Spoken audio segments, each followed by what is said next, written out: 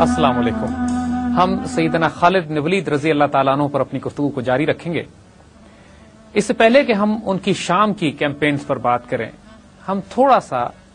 اس ماحول اور ان واقعات پہ بات کرنا چاہتے ہیں جس میں عالمی سطح پر یہ کیمپینز یا سیدنا خالد بن ولید رضی اللہ تعالیٰ عنہ کی فتوحات عمل پذیر ہو رہی تھیں. دیکھیے، قرآن پاک میں سورہ روم میں غلبۃ الروم کے حوالے سے جو سورہ روم میں آیتیں آتی ہیں وہ پرشین اور رومن امپائرز کے آپس کے تصادم کے حوالے سے ہیں. قرآن پاک میں یہ لکھا ہوا ہے کہ رومیوں کی اور ایرانیوں کے آپس میں تصادم ہوتا ہے، اس کے نتیجے میں رومیوں کو شکست ہوتی ہے، لیکن کچھ عرصے کے بعد رومن دوبارہ اپنے آپ کو ری آرگنائز کر کے حملہ کریں گے. ایک پریڈکشن ہے، ایک پیشن گوئی ہے قرآن میں، اور اس وقت ایرانیوں کو شکست ہوگی اور مسلمان خوش ہو جائیں گے. قرآن پاک میں اس رومن اور پرشین امپائر کی آپس کی جنگوں کو، آپس کے تصادم کو، جو اس وقت کی دو سپر پاورز تھیں اور کئی ہزار سال سے قائم تھیں، یعنی دنیا کے جتنے بھی بڑے راستے تھے، دنیا کے جتنے بڑے بر اعظم تھے، مشرقی وسطی تھا اور یورپ اور مشرق کی طرف ایران سے لے کر خراسان اور ہند کی سرحد تک، یہ تمام علاقے ان دو بڑی ریاستوں میں تقسیم ہوئے ہوئے تھے. اور قرآن پاک میں خاص طور پر اس واقعے کا ذکر کرنے کا مقصد یہ تھا کہ مسلمان عالمی سطح پر ہونے والی تبدیلیوں، جیو اسٹریٹجی اور جیو پالیٹکس اور global super power confrontation scenario, یعنی جو دو عالمی طاقتیں آپس میں تصادم کرتی ہیں تو اس کے نتیجے میں کیا حالات اور واقعات جنم لیتے ہیں، مسلمانوں کے ایمان اور دین کا حصہ بنا دیا گیا قرآن میں ذکر کر کے کہ مسلمان اس کو مانیٹر کریں. دوسری طرف حضور صلی اللہ علیہ وسلم نے بھی بشارتیں عطا فرما دی تھیں. ایران کے خسرو پرویز نے، ایران کے بادشاہ نے جب حضور صلی اللہ علیہ وسلم کا نامہ مبارک حضور کا خط پھاڑ کے پھینکا تو اس وقت فرما دیا گیا تھا کہ چند عرصوں میں، کچھ عرصے میں اس کی ریاست بھی ٹکڑے ٹکڑے ہو جائے گی. پھر حضرت سراقہ جب ہجرت کے راستے پہ حضور صلی اللہ علیہ وسلم اور سیدنا ابوبکر صدیق کے پیچھے آئے تو اس وقت حضور نے حضرت سراقہ کو بشارت دی کہ کسرا کے کنگن تمہارے ہاتھوں میں دیکھے جائیں گے اور تمہارا اس وقت کیا حال ہوگا جو تم کسرا کے کنگن اپنے ہاتھوں میں پہنو گے. یہ بشارت بھی بالکل واضح تھی. پھر قسطنطنیہ کی حدیث جس میں قسطنطنیہ کی فتح ہونے کی بشارت آپ نے دی. اور اس طرح کے بہت سارے ایسے واقعات اور حالات تھے کہ مسلمانوں کو ایمان کی حد تک یقین تھا کہ کچھ عرصے میں مسلمان پرشین اور رومن امپائر سے ٹکرائیں گے بھی اور انشاءاللہ ان کو مغلوب بھی کر لیں گے. سیدنا ابوبکر صدیق کے دور میں پہلی مرتبہ، یعنی پہلے فتنہ ارتداد کو جب خاتمہ کیا گیا، جو مرتد ہو گئے تھے لوگ اور زکوٰۃ دینے سے جنہوں نے انکار کیا تھا، ان کی سرکوبی کے بعد جزیرہ نما عرب میں اسلام مکمل طور پر غالب ہو چکا تھا. مگر اس وقت تک مسلمانوں نے کوئی ملٹری ایکسپیڈیشن یا کیمپین عرب سے نکل کے جزیرہ نما عرب سے باہر جا کے پرشین اور رومن امپائر کے خلاف نہیں کی تھی. اور اس کے لیے غیر معمولی فراست، غیر معمولی تدبر اور غیر معمولی جرأت کی ضرورت تھی. اور ظاہر ہے پھر اس کام کے لیے اگر ایک ایکسپیڈیشن بھیجنا تھا ایک غیر ملک میں، ایک ایسی امپائر کے سامنے جو کئی ہزار سال سے کھڑی ہوئی تھی ایرانیوں کے مقابلے میں، تو اس کے لیے سیدنا خالد سے بہتر انتخاب کوئی نہیں ہو سکتا تھا. انہی کو انتخاب کیا گیا. اب ایک بات یہاں ذہن میں رکھنے کی ضرورت ہے. دیکھیے، یہ ایک جنگی قانون کا بنیادی پہلو ہے کہ جب آپ ایک ملک کسی دوسرے ملک پر حملہ کرنے جاتا ہے، ایک تعرض کرتا ہے، ایک ایگریسو پالیسی ہوتی ہے، ایک انویژن ہوتی ہے، تو کم از کم جو فورس ریشو ہے وہ 5:1 یا 3:1 ہونا چاہیے کہ کم از کم آپ کی فوجیں 5 گنا زیادہ ہیں دشمن کی فوجوں سے یا 3 گنا زیادہ ہیں دشمن کی فوجوں سے، تاکہ اس کے دفاع کو روندنے کے بعد آپ کے پاس اتنا ریزرو ہو کہ آپ اس ملک پر قبضہ کر سکیں. دنیا کی تمام فوجیں اسی قانون پر عمل کرتی ہیں کہ ان کے مطابق جب تک کہ اسٹریٹجک ریزرو آپ کا بہت زیادہ نہ ہو، آپ at least 5:1 overwhelming ratio سے طاقت آپ کے پاس نہ ہو، آپ دوسرے ملک پر حملہ نہیں کرتے. لیکن رومن اور پرشین آرمیز پر بھی یہی قانون اپلائی کرتا تھا. ان کے نزدیک بھی فوجی برتری، عددی برتری، عسکری برتری بہت اہمیت کی حامل تھی اس بات کا فیصلہ کرنے میں کہ میدان جنگ میں فتح یا شکست کس کے نصیب میں ہوتی. ان کے تمام جنرلز، وہ تمام ان کی فوجی حکمت عملی بنیاد اسی بات پر کرتی تھی کہ عددی برتری کس کے پاس ہے، فوجی ہتھیار، فوجی ساز و سامان اور ہتھیار کس کے پاس ہے، رومن اور پرشین دونوں. دوسری بات یہ کہ جس طرح قرآن پاک میں ذکر کیا گیا تھا کہ رومن اور پرشین امپائرز آپس میں لڑ کر اس قدر ایک دوسرے کو تباہ و برباد کر چکی تھیں کہ دونوں امپائر شدید مار کھا چکے تھے آپس میں ایک دوسرے کے ہاتھوں. پچھلے کئی برس سے ان کے آپس کی خونریز جنگیں چل رہی تھیں. ایک اور فیکٹر جو پرشین امپائر کے حوالے سے تھا کہ وہاں طوائف الملوک کی پھیلی ہوئی تھی، ان کا مرکز کمزور ہو گیا تھا، ان کے صوبے بکھر گئے تھے، اور اس بات کے باوجود کہ پرشین آرمی بہت بڑی فورس کے طور پر وہاں پھر بھی موجود تھی، لیکن ان کے مرکز کمزور ہونے کی وجہ سے جو ڈیسیژن میکنگ تھی، جو ایک مضبوط ایک امپائر کو اکٹھا رکھنے کی جو صلاحیت تھی ایرانی سلطنت کی، وہ کمزور ہوتی جا رہی تھی۔ ان حالات میں حضرت خالد بن ولید رضی اللہ تعالیٰ عنہ کو جب بھیجا جاتا ہے ایران پر حملہ کرنے کے لیے یا عراق پر حملہ کرنے کے لیے جو ایرانی سلطنت کے تحت تھا، وہ جو کچھ کرتے ہیں اس کے بعد، اس سے پہلے حربی تاریخ میں، جنگی تاریخ میں وہ چیز اس سے پہلے کبھی نہیں کی گئی۔ انہوں نے تمام جنگی قوانین نئے لکھ دیے، یعنی آج تک 1400 سال گزرنے کے بعد دنیا حضرت خالد بن ولید کی جنگوں سے سبق سیکھتی ہے، نئے لاز لکھے گئے، نئے ڈاکٹرن لکھے گئے اس کے بعد، اور مسلمانوں نے شاید سیدنا خالد بن ولید کی اتنی قدر نہیں کی جتنی مغرب کے جنگی حکمت عملی کو اینالائز کرنے والے اسٹریٹجسٹ اور ٹیکٹیشینز اور جنرلز ان کی کیمپینز کو اسٹڈی کرتے ہیں اور پڑھتے ہیں، کیونکہ انہوں نے وہ تمام قوانین توڑ دیے جو اس سے پہلے دنیا میں رائج تھے۔ یعنی جب مسلمانوں نے حملہ کیا پرشیا کے اوپر، پرشین امپائر پہ، عراق ان کا پروونس تھا، تو جو بھی فوج ان کے مقابلے پر آتی تھی وہ کم از کم 5 گنا بڑی ہوتی تھی۔ یعنی یہ بات کہ عددی برتری اتنی ہونی چاہیے کہ حملہ آور فوج 5 گنا زیادہ ہو، جس فوج پر حملہ کیا جا رہا تھا وہ 5 گنا زیادہ ہوتی تھی۔ اس کے بعد کہاں یہ حال کہ عسکری وسائل اور سامان اور ہتھیار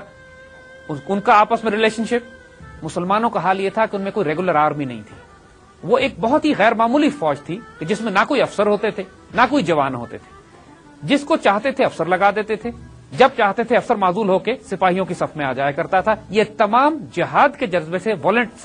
سرشار والنٹیئر آرمی تھی، جس کو نہ تنخواہیں ملتی تھی، جس کے پاس نہ جنگی ساز و سامان تھا نہ وسائل تھے، جس کو گھوڑے مل گئے وہ گھوڑے پہ سوار ہو گیا، جس کو اونٹ ملے وہ اونٹ پہ بیٹھ گیا، اور اس کی وجہ سے یہ ایک لائٹ کیولری بنتی تھی۔ یہ بہت ان کے پاس سوائے آرچری کے یعنی تیر اندازی کے سامان کے اور تلواروں کے اور نیزوں کے اور کوئی جنگی ساز و سامان ہوتا ہی نہیں تھا، اور پوری فوج کے پاس یونیفارم نہیں تھے۔ یعنی کمال کی بات یہ ہے کہ ڈھالیں بھی نہیں ہوا کرتی تھی، جس کے پاس جو لگا وہ ہے، یونیفارمز ان کے تھے نہیں، پھٹے پرانے کپڑے،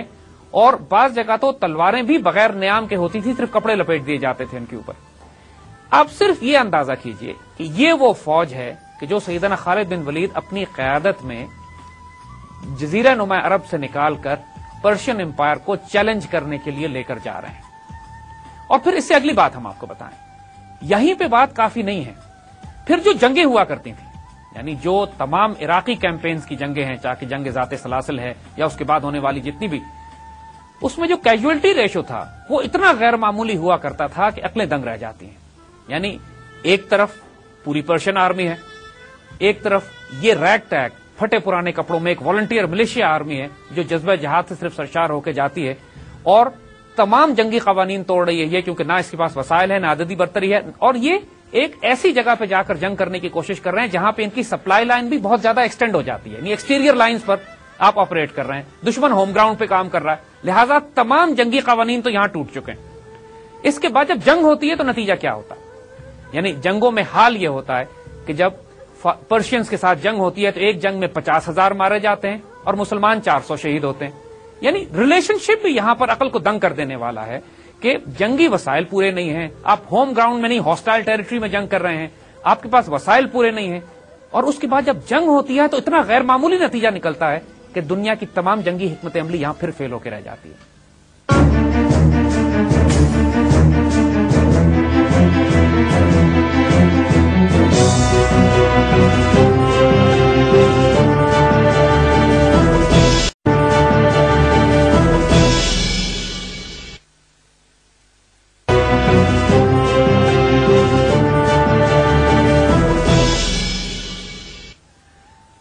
اب حضرت خالد بن ولید رضی اللہ تعالیٰ عنہ کی یہ جنگی حکمت عملی،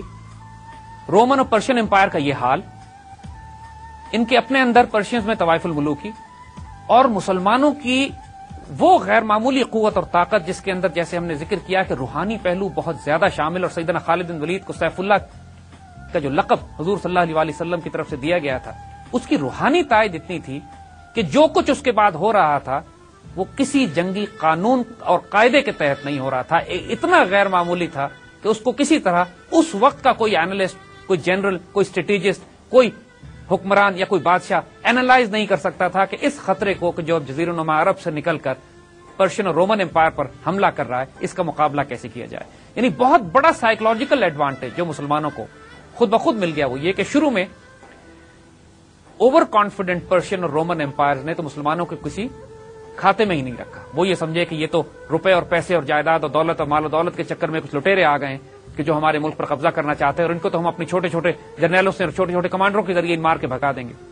لہذا ان کا اوور کانفیڈنس کی وجہ سے وہ صحیح طرح اس تھریٹ کو اینالائز ہی نہیں کر سکے کہ جو تھریٹ اب ان کی سرحدوں پر یا ان کے صفوں کے درمیان پہنچ چکا تھا۔ آئیے اس حالات میں ہم تھوڑا سا سیریا کا یعنی ملک شام کا بھی جائزہ لیتے ہیں۔ شام ایک غیر معمولی حیثیت رکھتا تھا بائزنٹائن امپائر کے لیے۔ شام جس طرح آج ہم جانتے ہیں سیریا، اس طرح اس زمانے میں شام نہیں تھا۔ اس زمانے میں ملک شام جو تھا اس کے اندر جارڈن آج کا، اس کے اندر بیروت یعنی لیبنان اور فلسطین، القدس شریف، یہ سارے علاقے ملک شام میں شامل ہوا کرتے تھے۔ اور اگر آپ ایک چیز نوٹ کریں کہ حضرت عیسیٰ علیہ السلام کی پیدائش بیت المقدس یروشلم میں ہوئی تھی، اور جس کی وجہ سے تمام عیسائی دنیا کے لیے بیت المقدس کی وہی حیثیت ہے جو مسلمانوں کے لیے مکہ اور مدینہ کی ہوا کرتی تھی۔ اور جب سے عیسیٰ علیہ السلام کا ظہور ہوا اس وقت یہ تمام علاقے رومن امپائر کے کنٹرول میں تھے۔ رومن امپائر ان ساروں کو کنٹرول کیا کرتی تھی، چاہے وہ روم سے کنٹرول کرے، اور اس کا ایک اور سیگمنٹ عیسائی حکومت جو بائزنٹائن حکومت تھی، جو کہ کانسٹینٹینوپل سے، قسطنطنیہ سے حکومت کیا کرتی تھی، اور یہ سارے علاقے اس کے صوبے ہوا کرتے تھے۔ اس صورتحال میں چند سو سال کے بعد عیسیٰ علیہ السلام کے عیسائیت لے کر آنے کے بعد رومن امپائر نے عیسائیت قبول کر لی، اور نتیجہ یہ ہوا کہ یہ تمام علاقے پھر عیسائی بن گئے۔ یعنی استنبول میں آج بھی اگر آپ جائیں تو آیا صوفیہ کے نام سے جو بہت بڑا ان کا ایک کلیسا ہے جو کہ تقریباً 900 سال پرانا ہے، اور وہ اسی بائزنٹائن امپائر کی ریپرزنٹیشن تھی۔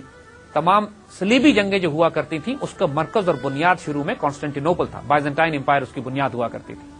اور وہ ایشیا مائنر اور ترکی کے راستے آیا کرتے تھے بیت المقدس اور شام اور مصر میں جنگ کرنے کے لیے۔ اس زمانے میں جب خالد بن ولید رضی اللہ تعالیٰ عنہ نے اپنی ملٹری ایکسپیڈیشنز عراق میں شروع کی اور اس کے بعد حضرت ابوبکر صدیق نے ان کو شام جانے کا حکم دیا، تو اس وقت کی جنگی حکمت عملی اور حالات یہ تھے کہ شام رومن امپائر، رومن بائزنٹائن امپائر کا صوبہ تھا، رومی کہلاتے تھے،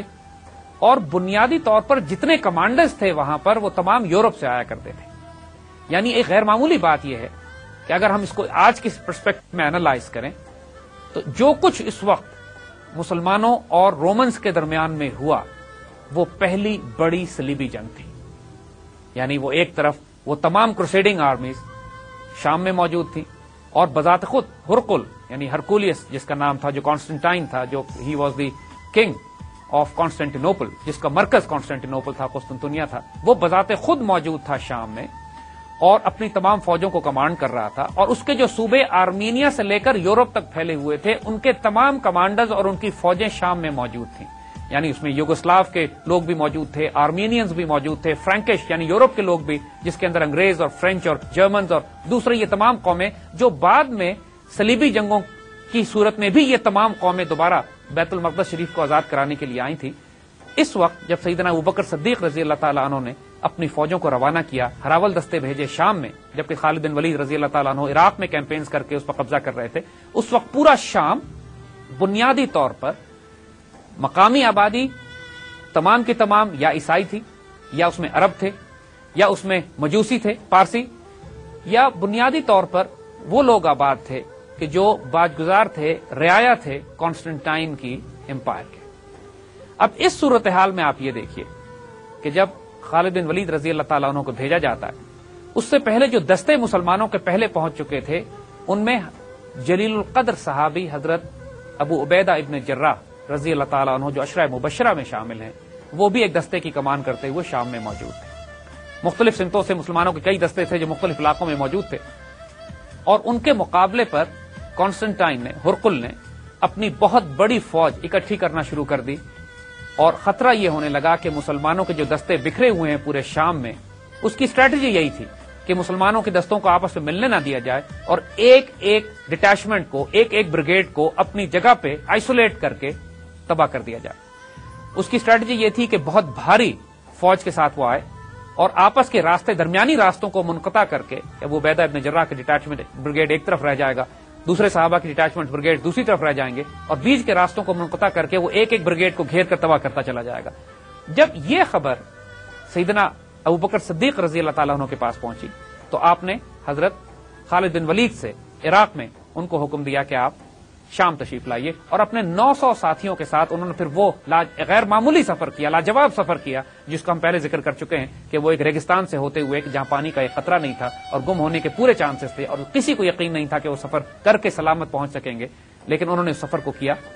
شام میں داخل ہوئے، اور جس کو کہتے ہیں انگریزی میں کہ he had the advantage of surprise, انہوں نے پورے رومنز کو، ان پورے گیریزنز کو کہ جو شام میں تھے، کیونکہ وہ توقع نہیں کر سکتے تھے کہ اس راستے سے عراقی فوجیں آ کر، عراقی مسلمان فوجیں آ کر اپنے ان گیریزنز کو مضبوط کریں گی یا ان کی کمک سپلائی پہنچائیں گی کہ جو آلریڈی شام میں رومنز کے نرغے میں آنے والے تھے۔ شام میں سب سے پہلے سیدنا خالد بن ولید رضی اللہ تعالیٰ عنہ نے حضرت ابو عبیدہ ابن جراح سے رابطہ قائم کیا، اور ان کی فوجیں آپس میں ملتی ہیں، اور ان کا آپس میں، جس کو آج کل کی زبان میں کہتے ہیں کہ دو مسلمان بریگیڈ دے لنکڈ اپ، ان کی لنکنگ اپ ہوتی ہے، اور اب بیٹھ کے جنگی حکمت عملی تیار کی جاتی ہے۔ یہ حکمت عملی بنائی گئی کہ تمام مسلمان فوجیں بالفور اپنے آپ کو اکٹھا کریں، تاکہ اکیلے اکیلے دشمن کے نرغے میں آنے کے بجائے ایک اکٹھا ہو کر ایک بڑی فوج تشکیل دی جائے، اور جو براہ راست رومن امپائر کے قلب پہ حملہ کرے، یعنی دمشق پہ قبضہ کرنے کی کوشش کرے۔ اگر دمشق فال ہو جاتا ہے تو اس کے بعد شام پر قبضہ کرنا بہت آسان تھا، نہیں بڑے بڑے صوبے جو وہاں پہ موجود تھے، ایک دمشق تھا، ایک بڑا شہر جو تھے دمشق تھا، دوسرا بیت المقدس شریف تھا، انطاکیہ تھا، تمام وہ جو سمندر کے ساتھ ساتھ جو آج کل کے لبنان اور بیروت کے آس پاس کے علاقے ہیں، وہ تمام بڑے بڑے قلعے اور شہر موجود تھے۔ بہت بڑا مرکز تھا یہ بائزنٹائن امپائر کا، وہ اس کو اپنی prize crown of the empire کہا کرتے تھے، اور اتنا خوبصورت صوبہ تھا یہ کہ پورے بائزنٹائن امپائر میں اس سے زیادہ خوبصورت صوبہ ان کے پاس کوئی نہیں تھا، اور ظاہر ہے وہ بہت جیلسلی اس کو گارڈ کرنے کے لیے تیار تھے۔ پلان یہی کیا گیا، پہلے مسلمانوں نے چھوٹی چھوٹی جھڑپیں ہوئی، بصرہ کے شہر پہ قبضہ ہوا، چند ایک چھوٹے چھوٹے قلعوں پہ قبضہ کیا گیا، لیکن اس کے بعد مسلمانوں نے اپنا محاصرہ دمشق یعنی ڈماسکس کے گرد لگایا اور انتظار کرنے لگے کہ کسی طرح اس پر قبضہ کیا جا سکے۔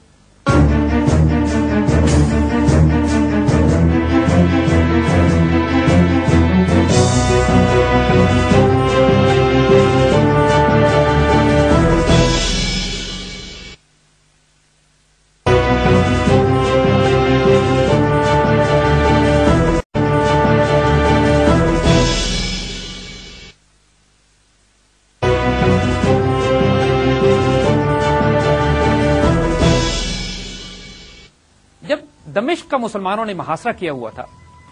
تو اسی وقت مسلمانوں کو خبر یہ ملی کہ جو وہاں کے رومن بادشاہ نے، ہرقل نے اپنی فوجوں کو اس طرح ری آرگنائز کیا ہے کہ وہ مسلمانوں کو پشت سے گھیرنا چاہتا ہے، اور اجنادین کے مقام پر ان فوجوں کو جمع کیا جا رہا ہے۔ مسلمانوں نے جب یہ دیکھا کہ دمشق کا محاصرہ طویل ہو رہا ہے تو خالد بن ولید رضی اللہ تعالیٰ عنہ نے اپنی تمام فوجوں کو وہاں سے لیا اور واپس نکلے حضرت ابو عبیدہ ابن جراح کے ساتھ، اور اپنی فوجوں کو اجنادین کے مقام کی طرف بڑھنا شروع کیا کہ جہاں پر ان کی بہت بڑی ایک فیصلہ کن جنگ ہونے والی تھی۔ لیکن اس سے پہلے ایک غیر معمولی واقعہ ہوا۔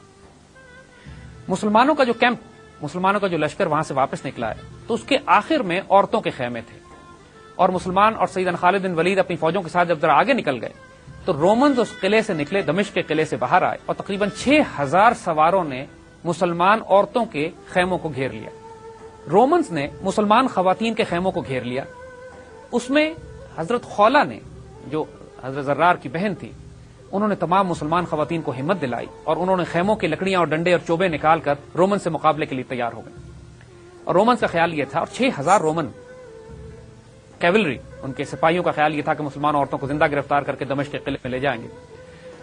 خالد بن ولید کو جب آگے یہ اطلاع ملی کہ عورتیں گھیرے میں آ گئی اور یہ قیامت ٹوٹ پڑی ہے،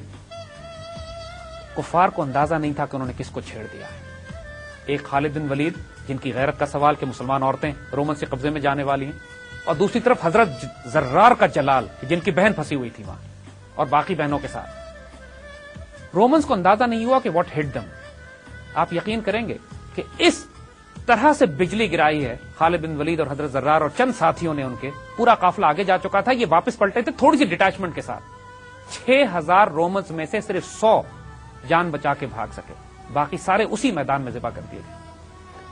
جیسے ہم نے بات کی کہ سیدنا خالد بن ولید ہلکا ہاتھ رکھنے پہ قائل ہی نہیں تھے. وہ جب تلوار نکالتے تھے جب تک 1000-2000 گردنیں نہ اتار لیتے سکون ان کو نہیں آتا.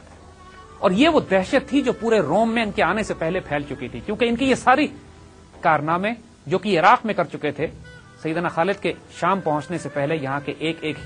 شامی کو، ایک ایک رومی کو یہ واقعات معلوم تھے. اجنادین کی لڑائی پہلی بڑی لڑائی تھی کہ جو مسلمانوں اور رومنز کے درمیان ہوئی. یہاں پہ بھی فورس ریشو دیکھیے، 1 لاکھ رومنز تھے.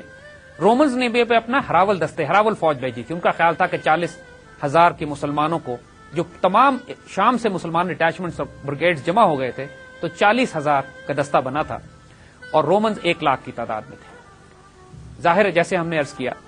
کہ رومنز کو ابھی تک مسلمانوں سے کبھی ایسا واسطہ نہیں پڑا تھا کہ وہ مسلمانوں کی جنگی حکمت عملی کو سمجھ سکتے یا ان کی وار یا ملٹری اسٹریٹجی دیکھ سکتے. اور خالد کا انہوں نے نام ضرور سنا تھا، لیکن خالد کو میدان جنگ میں ایز سچ اس طرح دیکھا نہیں تھا. وہ 6,000 جو دمشق کے باہر خالد کو ملے تھے، اس میں سے شاید ہی کوئی زندہ بچا تھا کہ جو بعد میں کہانیاں سناتا جا کے. اب اس کیفیت میں جب جنگ شروع ہوتی ہے، اب وہی ساری ٹیکٹکس اور اسٹریٹجیز کہ جو رومن سیکھ کر آئے تھے اپنی کئی ہزار سال کی تاریخ میں جو جنگی حکمت عملی، اس کے تمام قوانین وہاں ٹوٹ رہے تھے. جو حملہ آور فوج تھی وہ صرف 40,000 تھی، یہ 1 لاکھ تھے. حملہ آور فوج ایکسٹیریئر لائنز پہ آپریٹ کر رہی تھی، وہ ہوم گراؤنڈ پہ تھے. حملہ آور فوج کے پاس کوئی بھاری ہتھیار نہیں تھے، ان کے پاس منجنیقیں بھی تھیں، آرمر بھی تھا، یونیفارم بھی تھے، تمام ذرہ بختر بھی تھے، سر سے لے کے پاؤں تک خود میں بھی اور لوہے میں فولاد میں ڈوبے ہوئے سپاہی بھی تھے، نائٹس تھے. اور مسلمانوں کے پاس ہلکی تلواریں، لائٹ کیولری، تیر تلوار، نیزے، بس. اور جب جنگ اجنادین ختم ہوتی ہے تو پھر وہی غیر معمولی بات، 70,000 رومی قتل ہوتے ہیں، 450 مسلمان شہید ہوتے ہیں. اس کو کس طرح سمجھائیں گے آپ؟ دیکھیے، ایک تمام دنیا کی جنگی تاریخ اٹھا کے دیکھ لیجئے، یہ رزلٹ کس طرح ہو سکتا ہے؟ یہ کون سی فورسز تھیں جو آپریٹ کر رہی تھیں وہاں پہ؟ کیا یہ صرف میٹل ٹو میٹل تھا؟ کہا جاتا ہے کہ اسلام تلوار کے زور پہ پھیلا. سوال یہ کہ کیا رومن اور پرشین امپائر نے چوڑیاں پہنی ہوئی تھیں؟ کس تلوار کے زور پر پھیلا؟ کب مسلمانوں کے پاس نیومریکل سپیریورٹی تھی کہ مسلمانوں نے ان پر غلبہ پا لیا طاقت کے زور پر؟ کب مسلمانوں نے ہتھیاروں اور عددی برتری کے زور پر ان کو تباہ برباد کیا؟ یہ ایک ایسی غیر معمولی بات ہے کہ جب تک کہ اس کے روحانی ڈائمنشن کو آپ نہیں سمجھیں گے، جب تک کہ آپ اس کی ان اسپرچل فورسز کو نہیں سمجھیں گے کہ جو ان فوجوں کے ساتھ تھی، آپ کبھی بھی اس کی اسیسمنٹ نہیں کر سکتے کہ اس قسم کی جنگ کے بعد اس قسم کا نتیجہ کیسے نکل سکتا تھا.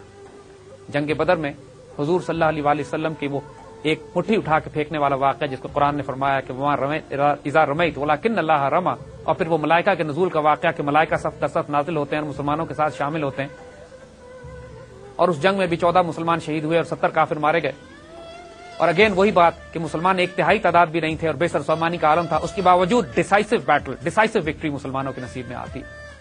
اور تاریخ اسلام میں کوئی جنگ اس کے بعد نہیں لڑی گئی کہ جب مسلمان عددی طور پر دشمن سے زیادہ ہوں. یہ ایک ایسا غیر معمولی معجزہ ہے، ایک ایسا غیر معمولی یہ ایک ایونٹ ہے، ایک معاملہ ہے کہ جس کو کوئی جنگی اینالسٹ صرف انٹلیکٹ پہ اینالائز نہیں کر سکتا. وہ اس کو مسلمانوں کی حربی حکمت عملی پہ، مسلمانوں کی پھرتی پہ، لائٹ کیولری کے اوپر، مسلمانوں کے فلینکنگ چارج کے اوپر، ان ساری باتوں پر الزام دیتے ہیں یا اس پہ ان کو سبب بتاتے ہیں مسلمانوں کی کامیابی کا. اس میں کوئی شبہ نہیں ہے کہ خالد سے بہتر کیولری آفیسر کائنات میں واقعی پیدا نہیں ہوا. جہاں پہ ان کی اور خصوصیات تھیں، وہ کیولری کو جنگ میں جس طرح استعمال کرتے تھے اس سے پہلے کبھی بھی کیولری استعمال نہیں ہوئی. کبھی وہ کیولری کو استعمال کرتے تھے دشمن کی کیولری کو انگیج کرنے کے لیے، جو کہ عام طور پہ بھاری ہوتی تھی کیونکہ ان کے پاس آرمر زیادہ ہوتا تھا. مسلمانوں کی لائٹ کیولری تھی. پھر جب کیولری کو انگیج کرتے تھے اور فوراً ہی ڈس انگیج ہو کے ان کی انفینٹری پہ اٹیک کرتے تھے، اور جب انفینٹری پیچھے ہٹتی تھی پھر دوبارہ یہاں سے ڈس انگیج ہو کے کیولری کو روکتے تھے. یعنی جس طریقے سے فلینکنگ مووز اور انگیجمنٹ اور ڈس انگیجمنٹ کیولری کی خالد کیا کرتے تھے، یہ اس زمانے کی سائنس نہیں تھی. یہ ایک جدید سائنس تھی. یہ ایک ایسی وار اسٹریٹجی اور وار حکمت عملی تھی کہ جو دنیا نے اس سے پہلے نہیں دیکھی تھی. اور جہاں غیر معمولی قوتیں اور طاقتیں خالد کے ساتھ رضی اللہ تعالیٰ عنہ کی مددگار تھیں، جو وہ خود کہتے ہیں جو روحانی نور اور فیض حضور صلی اللہ علیہ وسلم سے براہ راست میدان جنگ میں لیا کرتے تھے، اس کے ساتھ ساتھ جنگی حکمت عملی بھی کچھ اتنی غیر معمولی تھی کہ واقعی جو اس کو اینالائز کرے تو اش کر اٹھتا ہے. کوئی وجہ ہے کہ خالد بن ولید کو چنا گیا تھا سیف اللہ کے لیے، اور کوئی وجہ ہے کہ فاتح عراق اور شام خالد بن ولید کو بنایا گیا. اجنادین کی جنگ کے بعد مسلمان اب اس قابل تھے کہ پورے شام کے مختلف علاقوں میں پھیلیں اور براہ راست دشمن کو چیلنج کرنا شروع کریں. یہ بہت بڑی شکست تھی رومنز کے لیے، لیکن ابھی ان کے پاس ریزروز باقی تھے. بڑے بڑے شہر دمشق ان کے پاس تھا، بیت المقدس ان کے پاس تھا، اور ان کے بڑے گیرزنز تھے. اور اب ان کو ہوش آیا پہلی دفعہ جب انہوں نے خالد کے ہاتھوں اس طرح ان کا میسکر کیا گیا، اس طرح تقریباً تباہ برباد کر دی گئی پوری رومن آرمی. اب ان کو احساس ہوا کہ اس کو سیریس لینا پڑے گا. انہوں نے پورے امپائر سے فوجیں بلانی شروع کی. آرمینیا کا بادشاہ ماہن خود اپنی فوج لے کے پہنچا. فرینکس پورے یورپ سے فوجیں آئیں. سلاو، جیسے ہم نے عرض کیا، یوگوسلاویا اور سلاو کے علاقوں سے لوگ آئے. ان کے بادشاہ اپنی فوجوں کو لے کے پہنچے، اور خود ہرکولیس اپنی فوج کے ساتھ خود وہاں موجود تھا، اور بڑے بڑے کمانڈرز اور جنرلز کے ساتھ اس نے دوبارہ ایک جنگ کی بڑی بھرپور تیاری شروع کی. مسلمانوں کو معلوم تھا کہ اب مزید جنگیں آگے خریز آنے والی ہیں، لیکن جتنی خریز جنگوں نے آگے آنا تھا، اکثر مسلمان جو کہ مکہ اور مدینے سے آئے تھے ان کو خود بھی اس کا احساس نہیں تھا. آگے جو تاریخ ہونی ہے وہ بہت غیر معمولی ہے.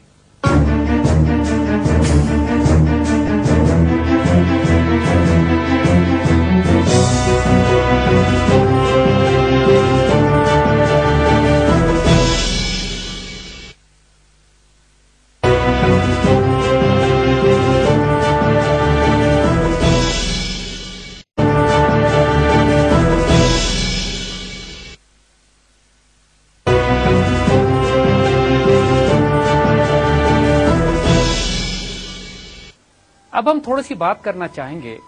اس فوج کی روحانی کیفیت پہ. دیکھیے،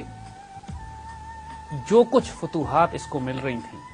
جیسے ہم نے بات کی کہ جب ہم ایک کمپریہنسو انالیسس کرتے ہیں ان تمام کیمپینز کا کہ جو اس زمانے میں مسلمان لانچ کر رہے تھے پرشین اور رومن امپائر کے خلاف، ہم نے ان کی جیو اسٹریٹجک انوائرمنٹ کو اسٹڈی کیا کہ رومن اور پرشین امپائر کا کیا حال ہے. ہم نے ان کی ملٹری ٹیکٹکس کو اسٹڈی کیا کہ مسلمان کن ٹیکٹکس کو ڈپلوائے کرتے تھے، اور رومن اور پرشین امپائر یا ان کے کمانڈرز اور ان کے جنرلز کس قسم کی جنگی حکمت عملی کے عادی تھے. مگر اس میں ایک بہت اہم کنٹینٹ ہے جس کی تاریخ ایسی شہادتیں دیتی ہے کہ ہم چاہیں گے کہ وہ شہادتیں آج آپ کے سامنے پیش کریں. جنگ اجنادین میں جب پہلی مرتبہ رومنز کا واسطہ پڑا سیدنا خالد بن ولید سے، پہلی دفعہ ایک باقاعدہ جنگ ہوئی، تو اس سے پہلے ان کا ایک پادری سیدنا خالد کے پاس آیا اور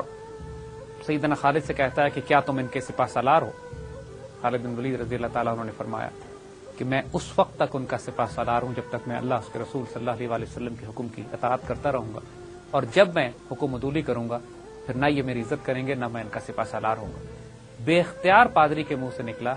یہی وجہ ہے کہ تم لوگ ہمیں شکست پر شکست دیتے جا رہے ہیں.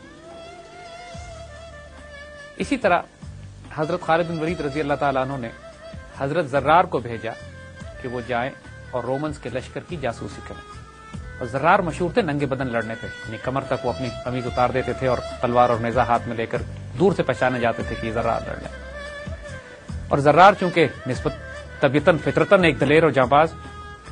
تو جاسوسی کرنے کے لیے ان کو بھیجے گیا تو وہ رومن لشکر کے اتنے قریب چلے گئے کہ بالکل رومنز کے سامنے کھڑے ہو کے ان کی پوزیشنز کا جائزہ لے رہے تھے. رومنز نے ان کے مقابلے پر 30 مضبوط جوان روانہ کیے کہ ان کو گرفتار کر کے لائے. زرار پہلے تو آہستہ آہستہ اپنے گھوڑے کو دلکی چار دوڑاتے رہے، اور جب وہ رومنز اپنے کیمپ سے بہت دور آ گئے تو زرار نے پلٹ کر ان پر حملہ کیا. پھر آپ یقین کریں گے کیا ہوا؟ 30 میں سے 19 کو زرار نے مار گرایا اکیلے نے، اور وہ 11 بھاگ گئے. اب جو دہشت طاری ہو چکی تھی رومن لشکر پر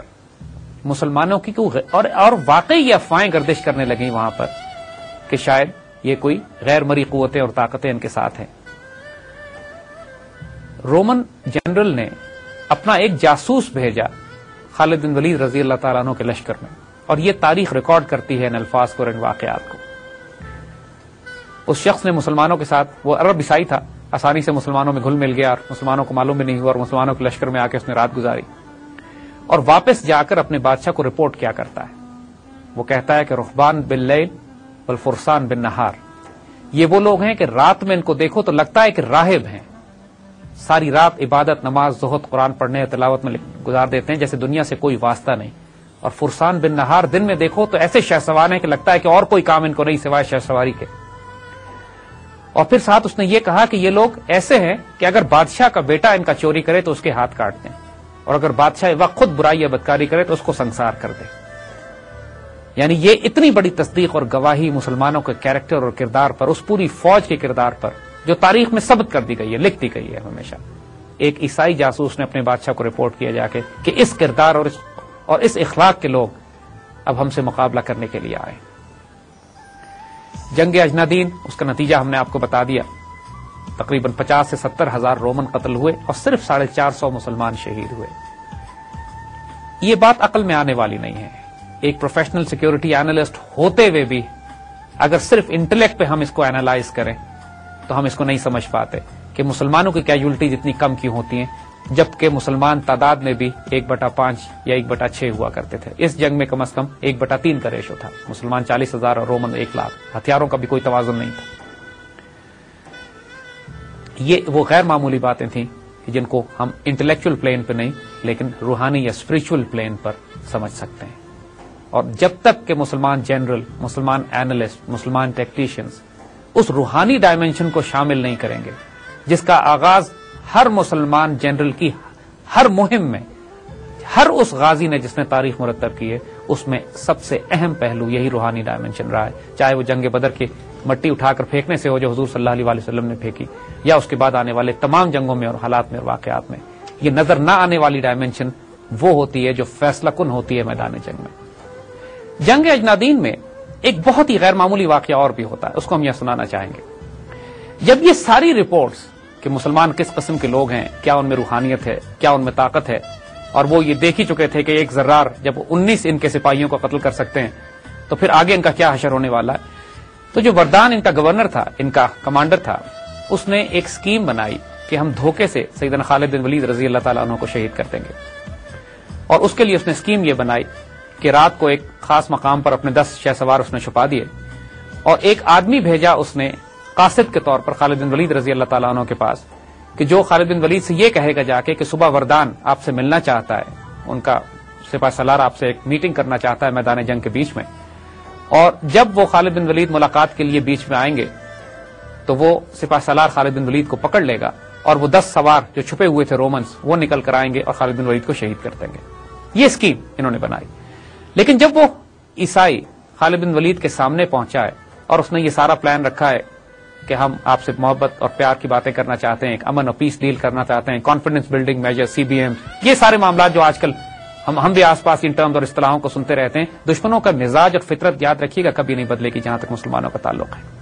یہ کانفیڈنس بلڈنگ میجرز کا دھوکہ دے کے قتل کرنے کی سازشیں اجنادین میں بھی تھیں اور آج بھی پاکستان اور انڈیا ریلیشن شپ میں یہی سازشیں چل رہی ہیں. خالد بن ولید رضی اللہ تعالیٰ عنہ سیف اللہ ہیں، روحانی تائید حاصل ہے. ظاہراً کوئی وجہ نظر نہیں آتی کہ اس بات پر اعتبار نہ کیا جائے، کوئی خرابی بھی نظر نہیں آتی. بیچ میدان جنگ میں جا کے دوسرے کمانڈر چیف سے ملا جا سکتا ہے، لیکن اللہ کی طرف سے اشارہ ہوتا ہے اور یہ اللہ کا مجاہد جلال میں آ جاتا ہے. گہری آنکھوں میں، نگاہوں میں اتنے غور سے جھانکتے ہیں کہ وہ قاصد کانپ اٹھتا ہے. خالد بن ولید اس کو تھریٹ کرتے ہیں کہ یاد رکھو اگر تم نے دھوکہ کیا میرے ساتھ تو میں تمہارا وہ حشر کروں گا کہ تم یاد کرو گے.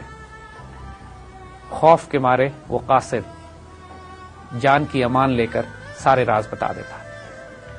خالد بن ولید کو جب یہ آشکار ہوتا ہے کہ اصل کھیل کیا تھا تو پہلے تو آپ کو جلال آتا ہے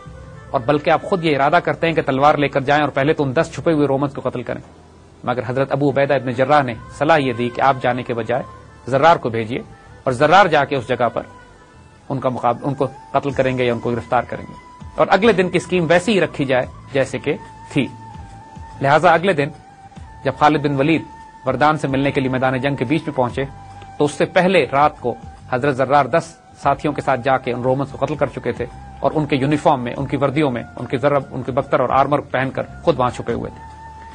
اور جب وردان نے وہی شرارت کی جو اس کو کرنی چاہیے تھی، اس نے خالد بن ولید کو پکڑ لیا اور اپنے ساتھیوں کو آواز دی تو خالد بن ولید سکون سے وہاں کھڑے رہے اور حضرت زرار تلوار ہاتھ میں لے کے 10 ساتھیوں کے ساتھ ان کو گھیر کے کھڑے ہو گئے. وہاں جب وردان نے یہ دیکھا کہ کھیل الٹ گیا ہے تو صرف یہ بھیک مانگی اس نے خالد بن ولید سے کہ مجھے اپنے ہاتھ سے قتل کیجیے گا، زرار کے ہاتھوں نہ قتل کرائیے گا. خالد بن ولید اتنے جلال میں تھے، زرار کو صرف اشارہ کیا اور وردان کی گردن تن سے جدا کر دی گئی. اس کے بعد ایک عام حملہ اور ایک عام لڑائی، اور ظاہر ہے جب کمانڈر ان چیف پہلے ہی حملے میں قتل ہو چکا ہو تو اس کے بعد فوجوں نے پھر کیا ٹکنا ہے، پھر وہی ہوا جو ہوا. 70,000 رومن قتل ہوئے، 450 مسلمان شہید، اور اس کے بعد مسلمانوں کا رخ پھر دمشق کی طرف ہو گیا۔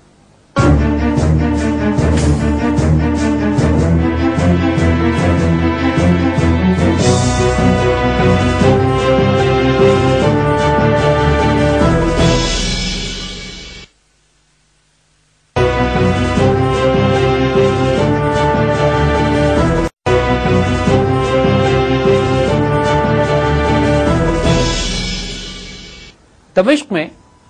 مسلمان فوجوں کو 2 حصوں میں تقسیم کیا گیا، ایک طرف سیدنا خالد بن ولید رضی اللہ تعالیٰ عنہ اور ایک طرف حضرت ابو عبیدہ ابن جراح۔ دمشق کے لوگوں کو یقین تھا کہ قلعہ ان کی حفاظت کر لے گا،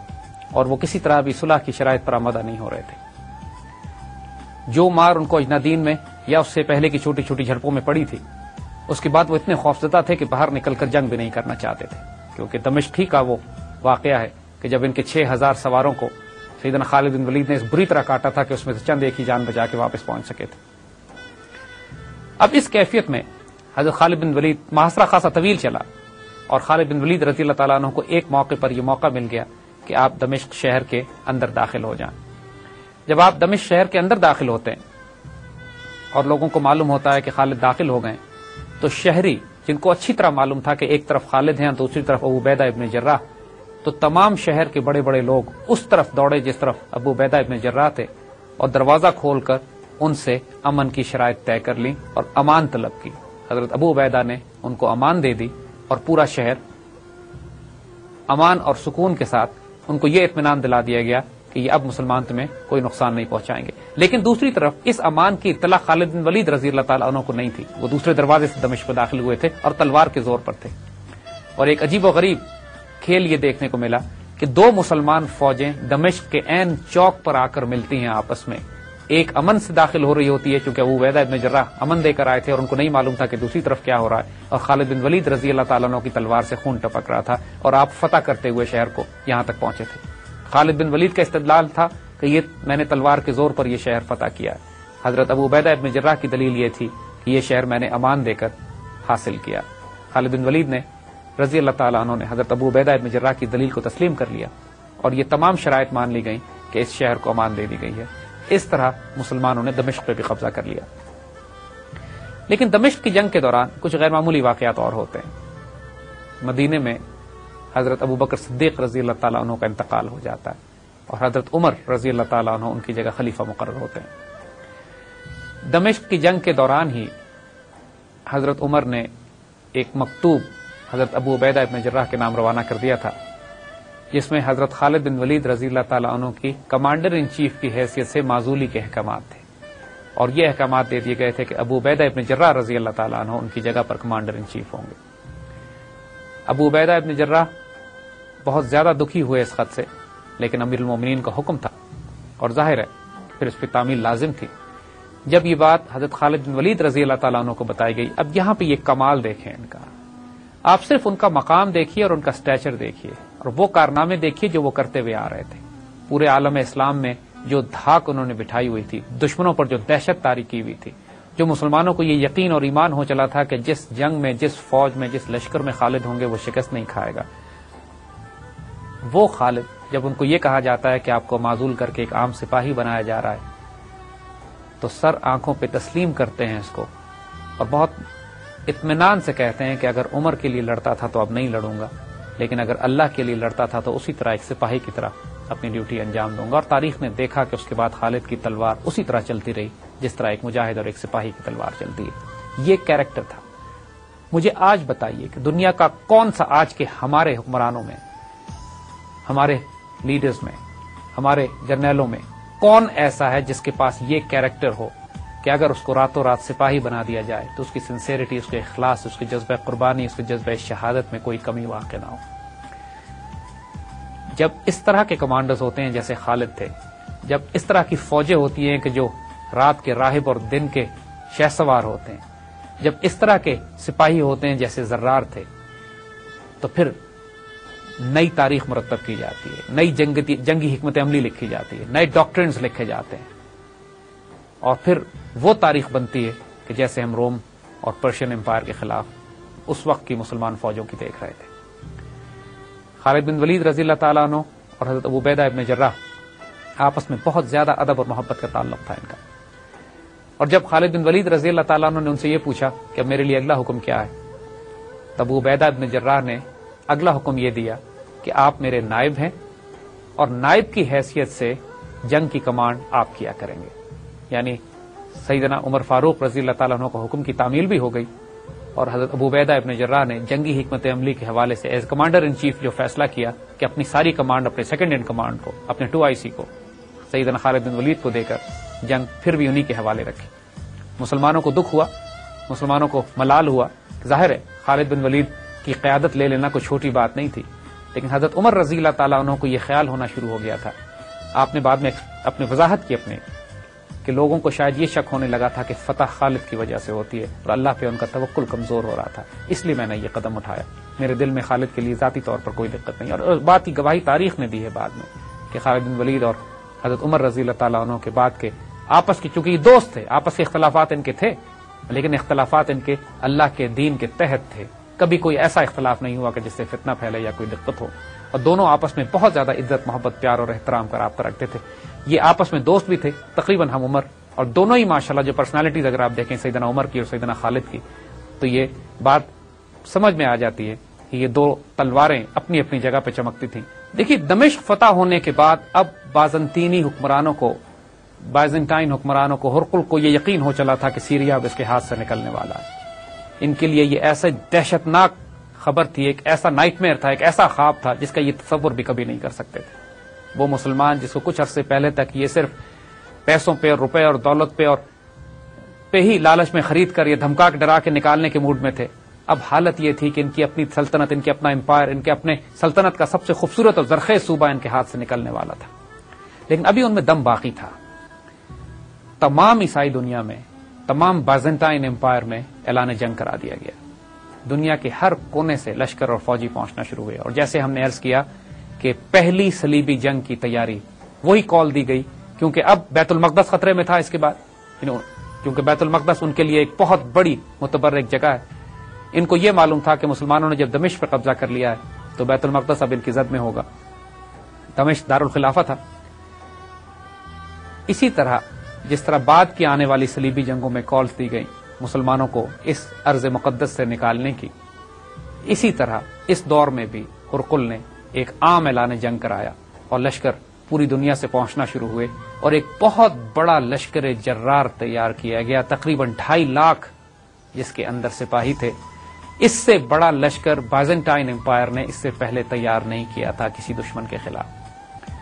پرشینز بھی، یعنی جب ایرانی سلطنت سے بھی ان کے تصادم ہوا کرتے تھے تو وہ عراق کی سرحدوں تک، شام کی سرحدوں تک رہا کرتے تھے.